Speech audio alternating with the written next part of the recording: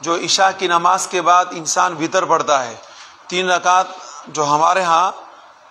رائج ہے اور جو ہمارے ہاں پڑھی جاتی ہے وہ 3 رکعت عشاء کی نماز کے بعد پڑھی جاتی ہے، اور ہمارے ہاں یعنی احناف کے ہاں اس کا درجہ واجب کا ہے۔ اب یہ میں آپ کو اس کے متعلق ایک وضاحت کر دوں کہ واجب اور فرض کا یہ معیار احناف اور شافعی کے درمیان ہے۔ احناف کے ہاں ایک جو اعلیٰ درجے کے حکم رکھتی ہے وہ فرض ہے، پھر اس کے بعد واجب ہے، پھر اس کے بعد سنت مؤکدہ۔ لیکن یہ کہ شافعی کے ہاں فرض اور واجب ایک ہی چیز ہے، اس کے اندر کوئی خاص فرق نہیں ہے۔ پھر یہ ہے کہ جو وطر عشاء کی نماز کے بعد پڑھی جاتی ہے، اب یہ وطر 3 رکعت ہمارے ہاں پڑھی جاتی ہے، لیکن آیا حقیقتاً یہ 3 رکعت ہے یا 1 رکعت ہے؟ اب اس کے متعلق اختلاف ہے۔ ایک طرف تو عطا ابن ابی رباح، سعید ابن مسیب، امام شافعی اور امام احمد، ان چاروں حضرات کا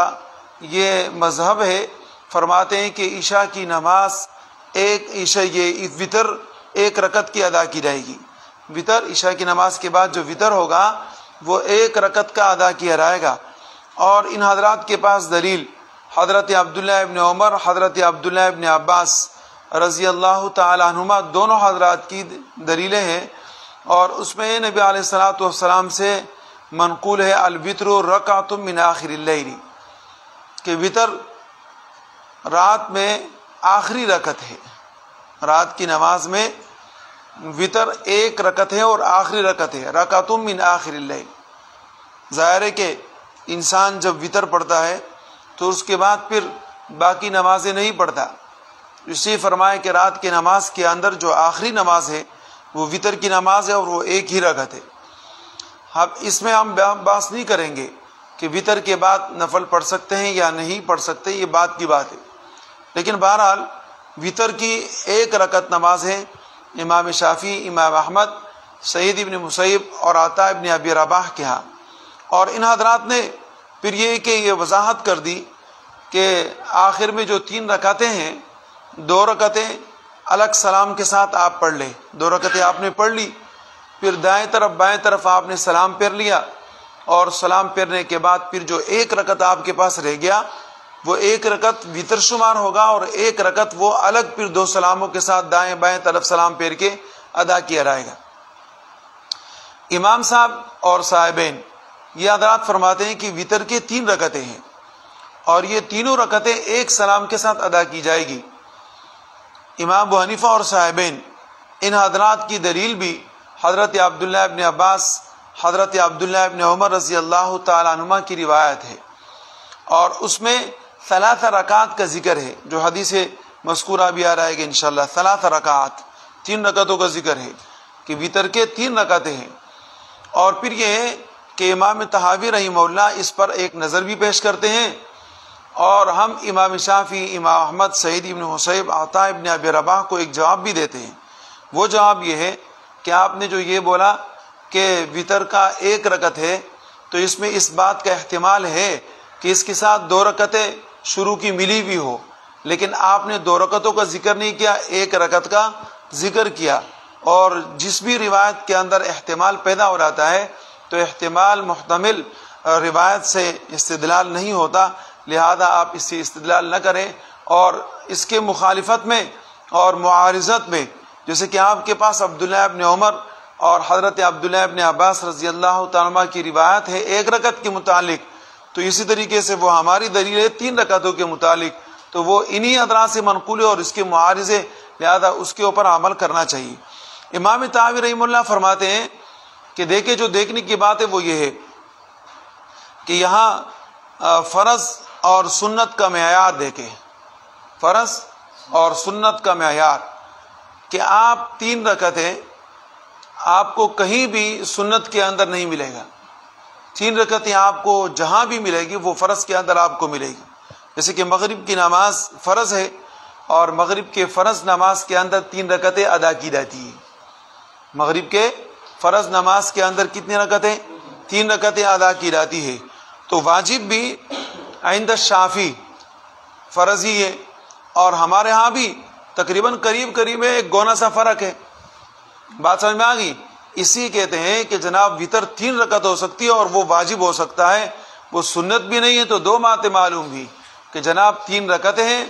اور ان 3 رکعتوں کا تعلق وجوب کے ساتھ ہے، سنت کے ساتھ بھی نہیں ہے۔ تو فرائض کے اندر، واجبات کے اندر اس کی نشانیاں ہمیں ملتی ہیں لیکن سنت کے اندر نہیں ملتی، اس لیے جناب 1 رکعت وطر کا ادا نہیں کیا جائے گا بلکہ 3 رکعتیں ادا کی جائے گی۔ اسی طریقے سے امام مالک رحمہ اللہ اور ایک دوسری روایت کے مطابق امام شافعی اور امام احمد بھی امام مالک رحمہ اللہ کے ساتھ یہ حضرات فرماتے ہیں کہ وطر کے 3 رکعتیں ہیں، لیکن یہ کہ 3 رکعتوں کی ترتیب یہ ہوگی کہ 2 رکعتیں جو آپ نے پڑھ لی، 2 رکعتیں پڑھنے کے بعد ایک طرف آپ سلام پھیریں گے، دوسری طرف سلام نہیں پھیریں گے،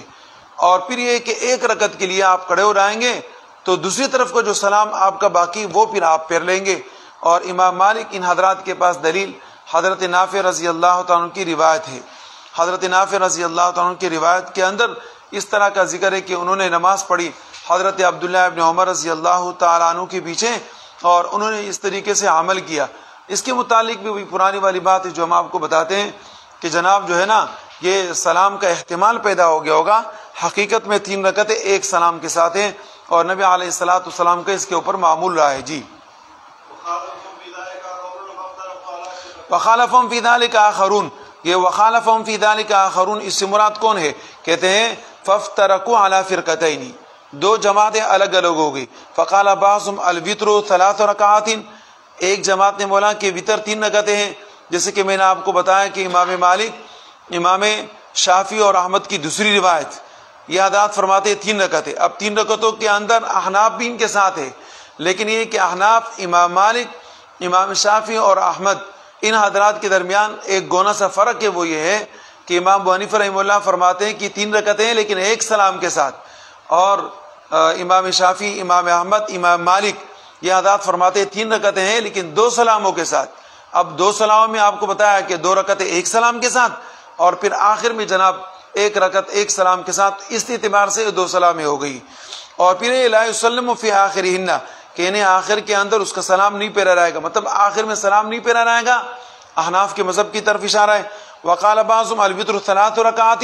یہ امام مالک، امام شافعی اور احمد کی طرف اشارہ ہے۔ یسلم فی الاثنتین منہن وفی آخرہن، کہ 2 میں بھی سلام پھیریں گے اور آخر میں پھیریں گے۔ وکان قول رسول اللہ صلی اللہ علیہ وسلم الوتر رکعۃ من آخر اللیل قد يحتمل عندنا ما قال اهل المقالۃ الاولى، ہم کہتے ہیں کہ جناب دیکھیں پہلے مذہب والوں نے جو دلیل ذکر کی ہے اس کے اندر اس بات کا احتمال ہے کہ جناب 1 رکعت کے ساتھ ابتدائی 2 رکعت بھی ملی ہوئی ہوگی، ويحتمل ان يكون ركعة من شفع فقد تقدمها، اور یہ کہ جناب اس کے ساتھ 2 رکعت جو جفت والی وہ ملی ہوگی، وذلك كل وتر، اور یہ تینوں رکعتیں 2 اور 1 ملا کے کل ساری کی ساری کیا ہوگی؟ وتر شمار ہوگی۔ فتكون تلك الركعة توتر الشفع المتقدم لها۔ جی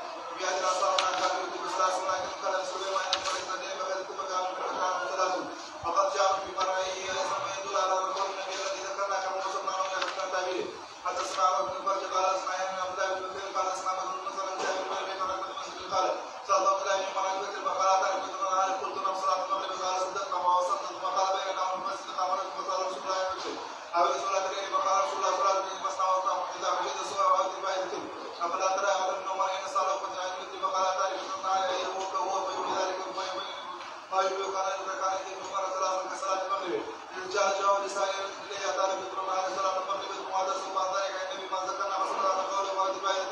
أي ما شيء مقدم ما ترتيب الرواية ما صليت قبلها وكل ذلك بكر وقد بين ذلك أيضا بما حدثنا أي نبي داود قال حدثنا سيدنا بن مريم قال حدثنا محمد جابر قال أخبرني موسى بن عقبة عن إسرائيل عن الشافعي قال سيدنا عباس بن عمر كيف كان صلاة رسول الله بالليل فقال صلاة 10 ركعة سمعان وجب بثلاث ركعتين بعد الفجر حدثنا سليمان بن شيخ قال حدثنا بشر بن بكر قال حدثنا عزيز قال حدثنا مختلف بن عبد الله الحكمي أن رجلا سأل ابن عمر عن يمثل فأمر ويسر فقال رجل إلى أخاف يقول الناس إلى كثيراه فقال ابن عمر في سنة الله وسنة رسوله هذه سنة الله وسنة رسوله وقد روي عن عائشة في ذكرها والنبي صلى الله عليه وسلم ما يدل على ما ذكرنا حدثنا عبد الشر بن قال حدثنا شجاع بن وليد عن سيدنا ابي هريره عن قتاده بن ضرار بن عوف عن سعد بن هشام عن عائشة قال كان النبي الله صلى الله عليه وسلم لا يسلم في ركعتي الوتر قال اسمع ابن ابي داود قال اسمع محمد بن علي قال اسمع يزيد بن زريع عن سيدنا ابو بكر باسناده مثله فاخبرت ان النبي صلى الله عليه وسلم لا يسلم من شيء من هنا ثم قد روي عن عائشة بعد هذا حديث بالود بلا مشفق رجعت الى امام حديث الثاني هذا ومن ذلك ما حدثنا اسماء بن عبد الرحمن قال حدثنا زيد بن منصور قال حدثنا مشير قال اخبرنا ابو هريره قال حدثنا نصار عن سلمان عن سعد بن هشام عن عائشة قال كان رسول الله اذا قام من الليل ابتدأ صلاة بركعتين من بيته ثم صلى ثمان ركعات ثم حضر فاخبرنا هنا ان كل يصلي ركعتين ثم حمل ثم يوتر وكان معنا ثم يوتر ثم يوتر بثلاث منهم ركعتان من ثمان وركعة بعد فيكون في المصلى الى 10 ركعة ما يكفي ثم يوتر بثلاث متابعات فيكون في المصلى 13 ركعة فنظرنا فيما يحتمل من ذلك ارجع شيء من دون شيء من بيده فيدا ابراهيم بن مرزوق محمد بن سليمان الباغندي قال حدثنا ابو الوليد قال حدثنا حسين بن عبد الانبري عن حسن بن سعد بن هشام قال دخلت وعائشة فقلت وحدثني عن صلاة رسول الله قالت كان النبي يصلي بالليل 8 ركعات ويوتر بتاسعة فلما بين 3 ركعات وتر بسابعة وصلى ركعتين وهو جالس وفي هذا الحديث انه كان يوتر بتاسعة وذلك معتبر ان يكون يوتر بتاسعة ما يستطيع من 8 التي قبلها حتى يتم بعد الحديث وحديث سورة ولاية الزهقان حدثنا بكار قال حدثنا ابو داود قال حدثنا ابو هريره عن حسن بن سعد بن هشام عن صالح بن صالح عن صلاه رسول الله بالليل فقال كان يصلي العشاء ثم يتجاوز بركعتين وقال يريد الصباح والطهور ويوم رسول الله ما يشاء ويبصر ويتسوق ويتسوق ثم يصلي ركعتين ثم يقوم فيصلي 8 ركعات يسوي بينهن بالقراءه ثم يؤتي بتاسعه فلما اصلنا رسول الله واخذه والله وجعل تلك الثمان شهور ثم يؤتي بالساعه ثم يصلي ركعتين وجالس يقرا فيما نقول يا الكافرون اذا تدرك الارض في هذه الحديث انه كان يصلي قبل 8 التي يؤتي بتاسعه الى 4 فيجيب ذلك 13 ركعه من الذي فسره القراءه وصلاه عائشه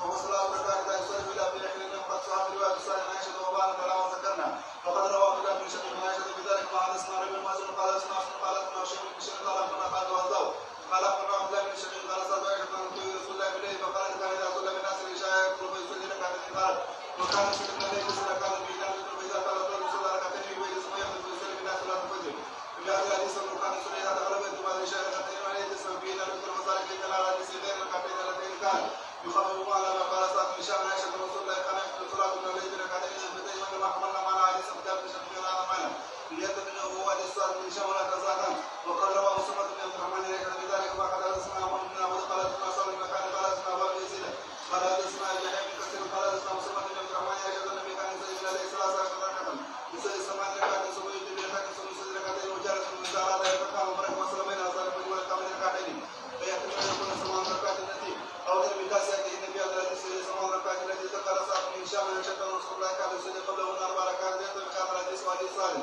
ويقول هذا الحديث قد زاد حديث صالح وحديث عبد الله بن شقيق من قول رسول الله بعد الوتر ويحتمل ان يكون هذه التسويه التي ذكرها سعد بن هشام في حديث عائشه ان رسول الله كان يصلي هذا ما بدلا فيكون ذلك 6 ركعات وركعتين ضريبتين اللتين قال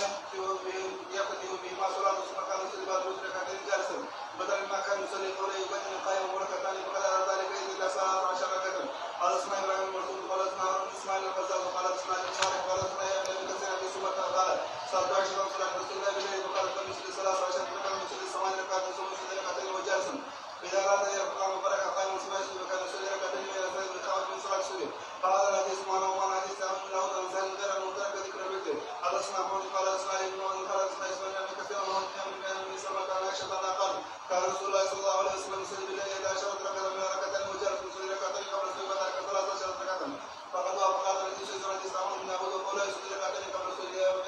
صلاه الصبح وهو لك هذا الذي ذكر الله من داود في حديث انه كان يصلي وبين العصر والكعبه حدثنا احمد بن ابي عمران قال حدثنا خوارج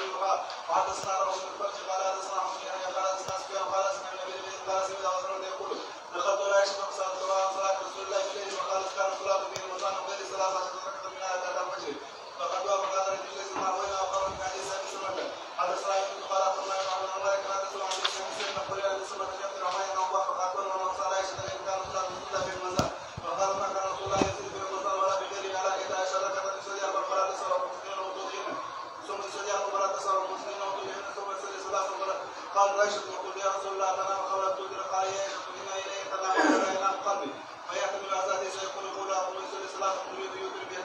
ہاں فیحتمل هذا الحدیث ان یکون قولها، ہو سکتا ہے کہ جناب یہ حضرت عائشہ صدیقہ رضی اللہ تعالیٰ کا قول ہو، پھر یہ کہ نبی علیہ الصلوۃ والسلام نے 3 رکعتیں ادا کر لی ہو. جی ہاں تريد يوتر باحداهن اثنتين من الثمان، 8 میں سے 2 رکعت ادا کر لی. ثم يصلي ركعتين الباقيتين وهما الركعتان اللتان ذكرهما ابو سلمہ فيما تقدم فيما روينا عنه. جی